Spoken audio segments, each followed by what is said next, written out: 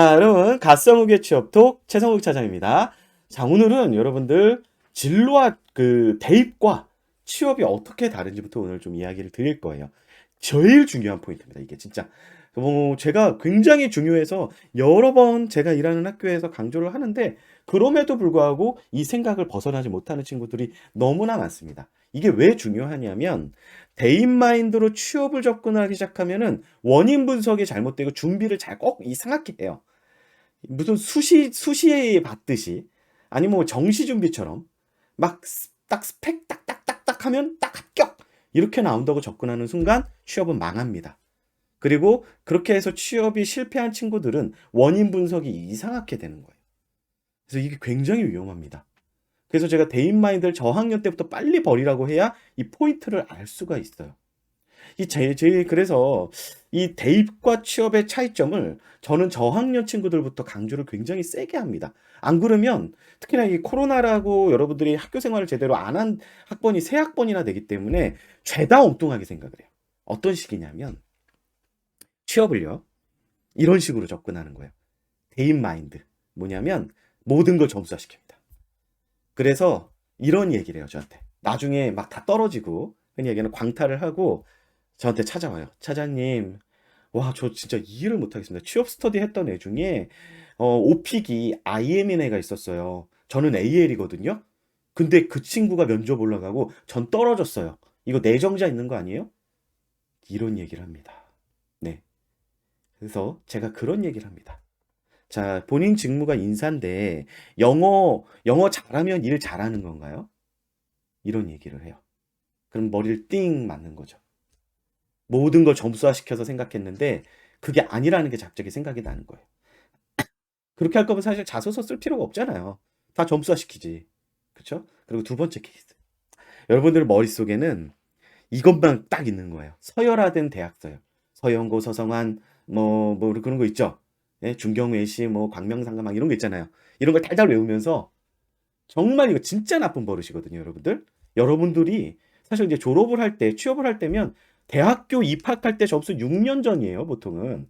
남학생들은 뭐 군대 갔다 오고 6년, 뭐 인턴 한두 번 하면 7년, 8년 전. 본인의 성과가 그거 하나야. 그래서 막 그냥 자기 뽕에 아직도 취해 있는 거예요. 학벌 뽕에. 선생님, 저는 그 서열화된 대학 서열 중에 최상위권 대학 출신인데, 제가 물론 이제 좋은 대학에서 일을 하고 있지만, 최상위권 대학 출신인데, 저 면접에 흔히 이야기하는 좀 좋지 않은 대학, 서열화된 곳에서 좀 뒤에 있는 대학 친구가 최종 합격하고 제가 떨어졌어요. 이거 말이 돼요? 사장님, 이런 이야기 합니다. 그럼 제가 한마디 딱 해요. 같이 일하기 싫었나 보죠. 면접은요, 같이 일하고 싶은 사람 뽑는 건데, 본인이랑 같이 일하기 싫었나 보죠. 좋은 대학 나온다고 같이 일하기 좋습니까? 라는 이야기를 합니다. 자, 여러분들 이런 접근이 학벌에 쪄들고 학벌 사회 지금 그런 시대가 끝나버렸거든요. 이제 부모님 세대로 끝이 났어요. 여러분들 부모님이 대입을 그렇게 강조하는 이유가 지금 세상을 모르셔서 그래요. 세상이 확 변했습니다. 학벌보단 실력이에요. 예. 자, 그래서 실력이 좋고 태도가 좋고 이런 사람이 결국엔 최종 합격을 하게 된다는 거죠. 그래서 여러분들이 이 대입과 취업의 마인드를 빨리 구분을 하고 대인 마인드를 버릴수록 여러분들은 제대로 된 준비를 할 수가 있고요.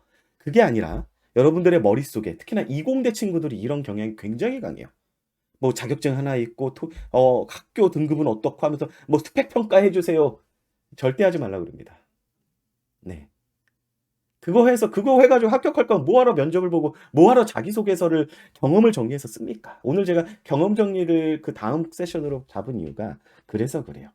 그래서 그럼 본격적으로 이 중요한 걸 한번 생각해 봅시다.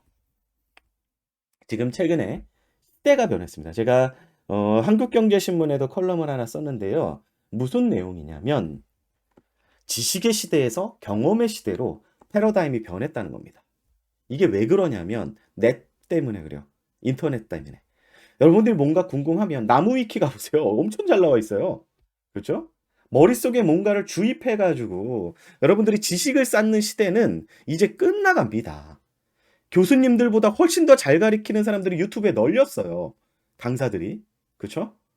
그래서 지식은 도처에 있는 지식들을 어떻게 끼워 맞추고 그것들을 활용한 어떤 경험을 가진 사람들을 뽑는 거지 이제 공부 잘하는 사람을 뽑는 시대는 끝나갑니다.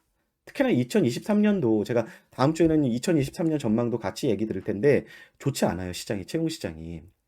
이런 시장에서는 이제 이공대 친구들 과거에 있었던 뭐 기술 면접, PT 면접뿐만 아니라 이공계 출신인데 학부 경험, 아까 학부 연구생이나 현장 실습 혹은 인턴십이 있던 친구들이 훨씬 더 유리한 시장이 2023년도부터 열릴 겁니다. 문과처럼 변해갈 거예요.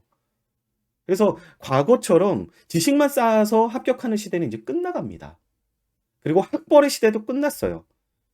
기업 사람들이 알기 시작했습니다. 좋은 대학 나왔다고 일 잘하는 게 아니라는 걸 알기 시작했어요. 물론 좋은 대학을 나오면 흔히 얘기하는 IQ, 지능이 높기 때문에 일을 잘할 가능성이 높다는 거는 과거부터 있어 왔습니다. 하지만 그렇지 않은 케이스들이 점점 더 많아진다는 거죠. 그리고 과거에 얼마 전까지 직무 역량 중심이었는데 조금씩 다시 들고 일어나는 게 뭔지 아세요? 조직 PC예요. 직무 PC 플러스. 왜냐면 여러분들 그 얘기 되게 듣기 싫어하시는데 요즘 애들은 이거 있죠? MZ 세대는 개인주의야. 일을 잘 못해. 협업이 안 돼. 이것들을 되게 중요하게 보기 시작했다는 거예요. 그래서 이제는요, 지식과 학벌의 시대는 완전히 끝나버렸습니다. 특히나 이제 개발 영역이나 ICT 플랫폼 기반 회사들은 학벌 보지 않아요. 물론 제조는 아직도 좀 보는 곳이 있어요. 없다고 말씀 못 드려요. 자, 그래서 과거처럼 부모님 세대는요, 사실, 뭐 저도 그 세대긴 하지만, 좀 좋은 대학 나오고, 어학 한두 개 정도 하면 취업이 됐어요. 그래서 여러분들 고등학교 때 부모님들 그렇게 대입을 강조하고, 그런 걸 강조하고, 그리고 영어 해라, 중국어 해라, 제외국어 해라. 이거 하면 너 합격, 나중에 너 인생 핀다. 이런 거 주입받으셨을 거예요. 근데 어떡하죠? 이제 그런 시대가 아니에요. 부모님의 생각과 그게 달라졌어요. 그리고 두 번째는 되게 중요한 건데, 어, 좀 빠른 부모님들은 이제 알기 시작하셨어요. 이런 시대가 됐다는 거. 제가 정말 놀랐는데, 제가 나름 이 진로 취업 쪽에서 이제 스킬 말고, 장기술 말고, 뭐, 자소서 이렇게 써라, 면접 어떻게 써라, 이거 말고, 저학년 때부터 로드맵을 짜서 뭔가를 하는 것들은 제가 나름 유명하거든요. 네, 민망하죠. 그래서 책도 썼죠. 근데, 전화가 좀 옵니다. 개인 컨설팅 해달라고. 대학교 1학년 이제 합격한 친구인데. 이렇게 발 빠르게 움직이는 부모님이 계세요. 물론 다 거절하죠. 제가 뭐 사설학원 강사도 아니고 저는 제도권에서 일하는 사람이기 때문에 공식적으로 다 신고하고 나가야 됩니다. 자, 어찌됐든 그래서 지금 혹시라도 여러분들의 뭐 동생이나 있는데 대학 합격했다고 손 놓는 부모님이 계시다면 그건 되게 위험한 거죠. 이제는 이 부모님의 여러분들의 자제분들이 예를 들면 부모님들의 자제분들이 여러분들이죠. 어떤 거를 잘하고 이런 것들을 파악해서 뭔가 계속 러닝메이트가 돼줘야 돼요. 밀어주고. 야, 요즘에 무조건 로스쿨이야. 이것도 되게 잘못된 거죠. 자, 어찌됐든 좋은 학벌에 억만하면 취업된다. 이런 시대는 끝나버렸고요. 세 번째는 이제는요. 지식은 기본이고 부족하다면 그걸 쌓고 그걸 가지고 활용을 해봐야 돼요. 직무 중심 경험이에요. 그것도 직무 중심 경험. 이 세 가지 그 단어가 되게 중요합니다.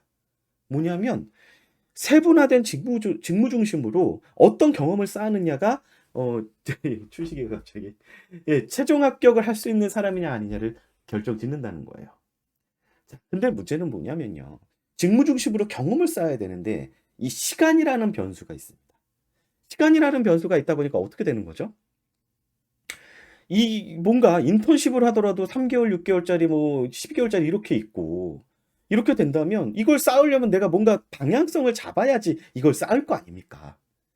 그러다 보니까 조기에 진로를 빨리 설정한 친구들이 시간을 벌 수 있는 그런 상황이 돼버린 거예요. 그래서 1, 2학년 때 직무를 설정하거나 준비를 했던 친구들이 천공 취업 확률이 높은 이유가 이겁니다. 근데 대다수 많은 학생들이 취준생이 돼서야 어떻게 나 직무 빨리 결정해야 돼. 혹은 그제서야 뭐 자소서, 자소서 학원, 면접 학원 이런 데 쫓아다녀요. 소재가 하나도 없는데. 야, 제가 이제 사설 쪽 보니까 시간당 50만 원 받더라고요. 컨설팅 하는데. 저보다 못한 급의 컨설턴트들이. 깜짝 놀랐어요. 그리고 그거에 돈을 막 뿌리더라고요. 그리고 광탈. 당연하죠. 네. 소재가 좋아야 되는데. 자, 그래서 여러분들 이게 왜 그렇게 이렇게 시대가 변하고 있느냐.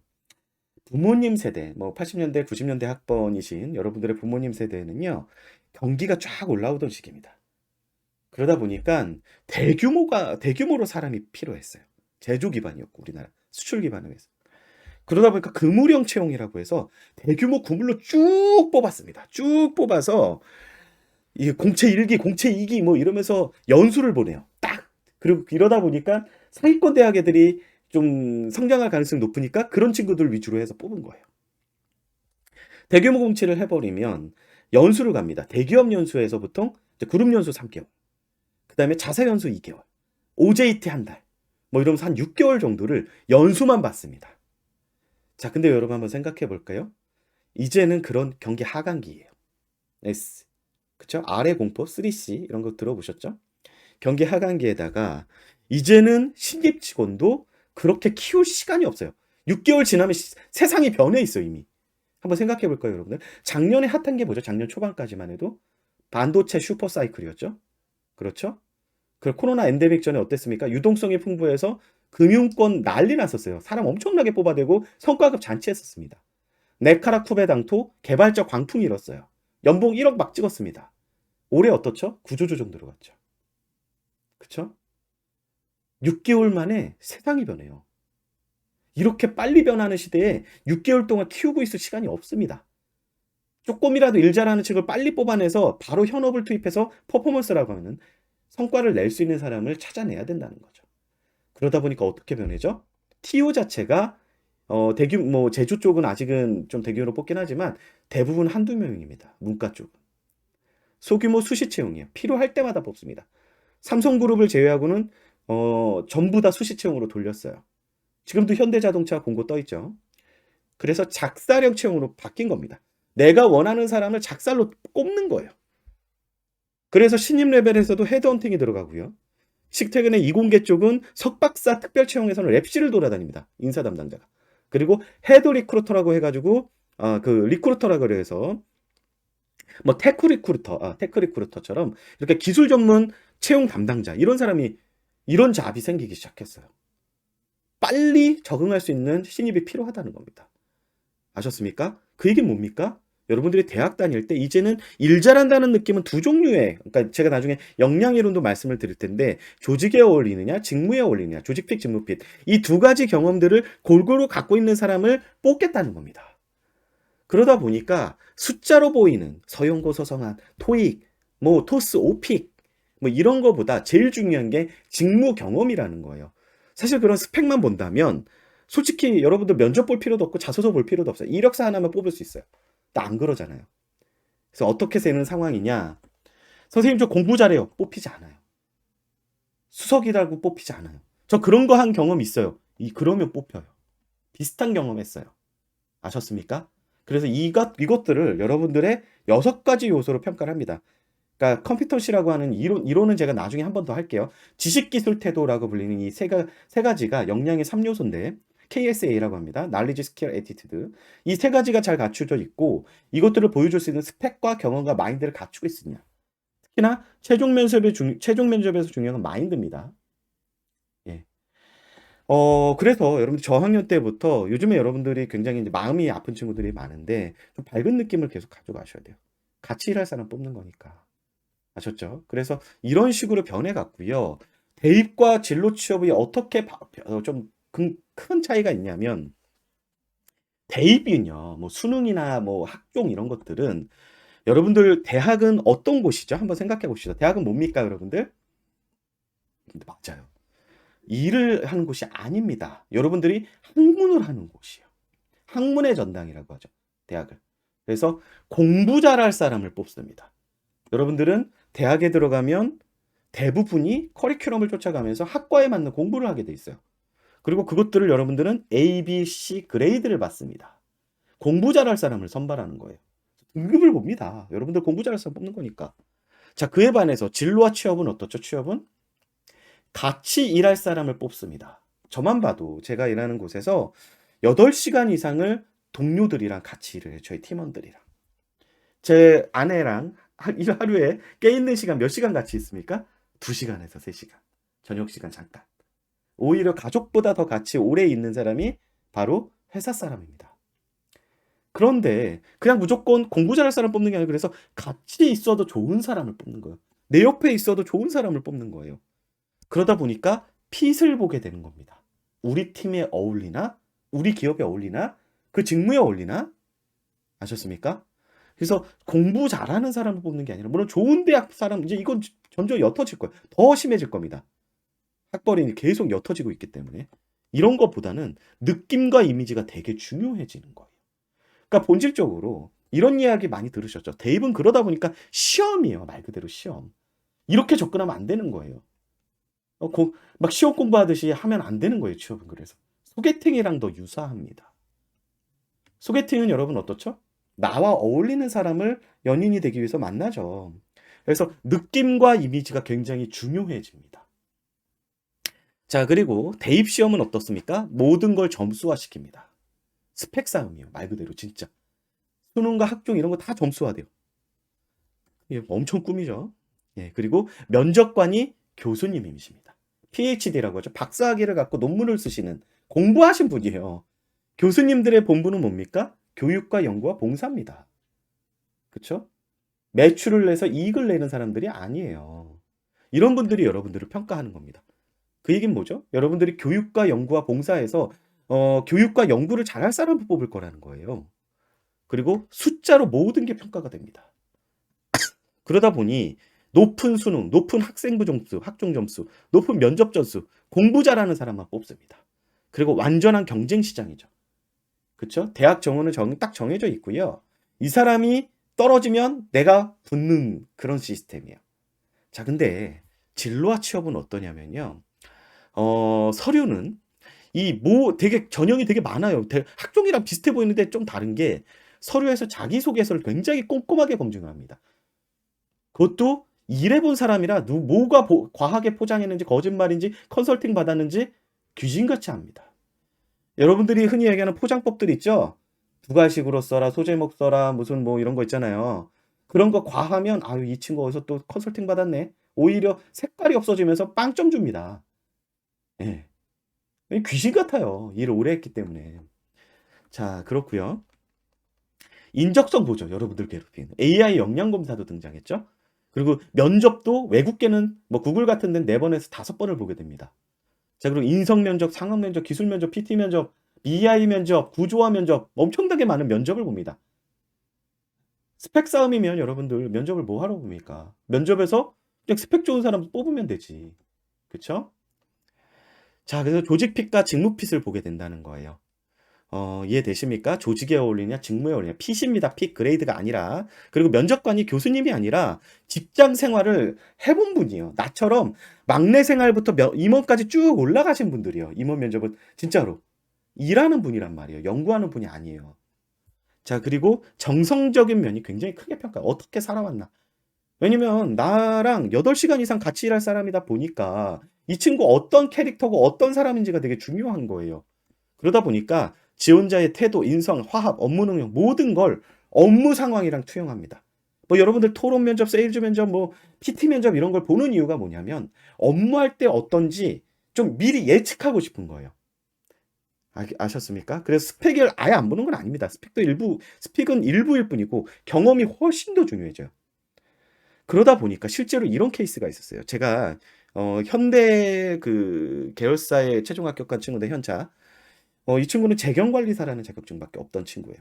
근데 최종 면접에서 CPA 홀더를 만났어요. 재무회계 쪽인데 친구가.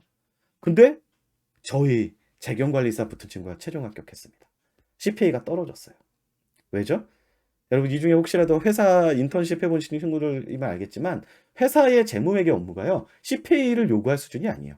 ERP가 다 알아서 붕괴 다 해주고요. 다 정리되어 있습니다. 시스템이 다 알아서 해줘요. 오히려 꼼꼼하고 태도 좋은 사람이 더 중요해요. 그러다 보니까 화합을 이루지 못하고 팀워크가 부족하다고 보이면 고스펙이나 전문 자격증 소유자도 탈락한다는 겁니다. 잘난 척이 아니라 겸손하게 내 역량을 보여주는 친구가 합격한다는 거예요. 왜? 본질이 같이 일할 사람을 뽑는 거기 때문입니다. 그래서 여러분들이 인터넷 세상에 돌아다니는 뭔가 정답을 정해주는 것 같은 자기소개서 기법이나 면접 답변들이 할수록 망하는 이유가 그래서 그래요. 똑같은 답변하면은 어디서 또 봤네 하고서 신뢰도가 떨어지면 안 뽑아요. 그쵸? 같이 일할 사람 뽑는 건데 어디서 본 듯한 것들만 이야기하는 친구는 포장하고 있는 친구잖아요. 솔직하지 않은 친구잖아요. 이 포인트를 잡아내고 이 포인트를 알아야 저학년 때 진로 취업 준비를 어떻게 해야 될지가 보이고 나중에 취준생인데 광탈이 계속 났을 때 원인 분석이 가능하게 됩니다. 제대로. 이렇게 객관화, 자기 객관화를 이런 식으로 접근하지 않으면 엉뚱한 얘기하는 거예요. 나는 학교 때문에 취업이 안 돼. 근데 보면 같은 학교인데 누구는 되게 취업이 잘 되고 있어. 나는 어학이 안 돼서 안 돼. 보면은 어학이랑 큰 상관없이 그냥 막 합격하는 애들이 있어. 난 학점이 낮아서 안 돼. 학점이 나보다 더 낮은데 뚫은 애들이 있어. 이게 왜 취업 시장에서 이런 일이 일어나냐? 같이 일할 사람 뽑기 때문입니다. 그렇다면 지금이라도 여러분들이 이 대인 마인드를 빨리 벗어 던질수록 성공적으로 여러분들이 원하는 취업을 할 수 곳에 취업을 할 수 있다는 거죠. 이해되십니까? 여러분들 어때요? 여러분들 리액션 좀 보여주세요. 제가 원래 이 채널이 이제 아마 1월 1일이 되고 이제 단골 손님들이 다 좀 나간 것 같아요. 다 취업이 돼서 사라졌어요. 순식간에. 그래서 새로운 분들이 이제 들어오고 계신데 저희 되게 이렇게 오늘 좀 심각한 얘기는 했지만 편하게 이렇게 대화 나누는 분위기예요. 제 개인 유튜브여서 뭐 학교에서 하는 것도 아니고. 그래서 요런 마인드 좀 생각해 보세요. 양아치님 오셨네요. 양아치님 제가 알고 있습니다. 아우, 취업을 하셨는데 오셨네요. 네. 자, 정찬서님, 예, 두동님, 예. 편하게 좀 리액션도 해주세요. 우리 같이 이야기하는 거니까. 여러분 어때요? 좀 이해가 되십니까? 제가 막 열내면서 이야기를 좀 했는데, 제가 오늘 12시간을 잤더니, 코로나 후유증 때문에 제가, 좀 정신이 좀 없어요. 양아치님이 제가 알기로는 복수 합격한 걸로 아는데, 그쪽으로 가시나요? 아이비 쪽으로? 네.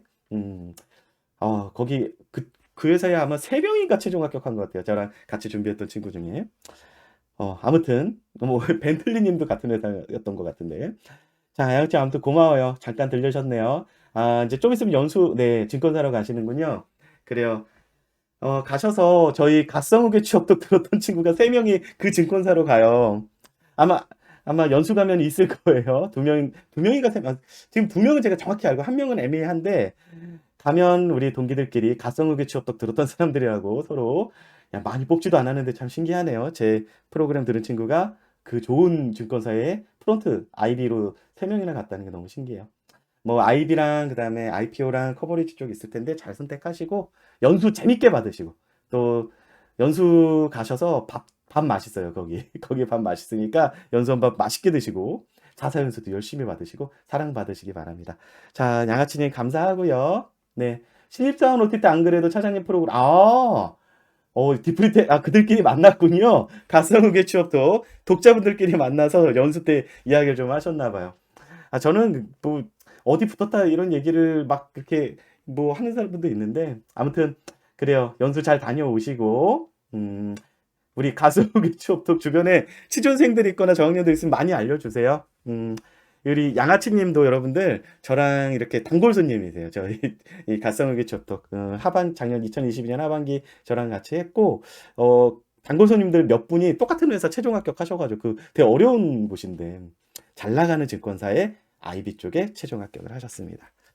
자, 고맙고요. 아무튼 뭐 취준을 해본 분들은 알 거예요. 오늘 다시 본론으로 돌아가서 대입과 진로 취업은 엄연히 다른 게임이다. 마인드를 대입처럼 갖고 있으면 나중에 어떻게 되는지 아세요? 그렇게 엉뚱한 거에 계속 탓을 하다가 엉뚱한 준비를 계속 채우는 거예요. 그러면 이제 망가지는 거죠. 소개팅 같은 거다라는 생각을 하시고요. 그러다 보니까 이미지도 보고 이렇게 되는 겁니다.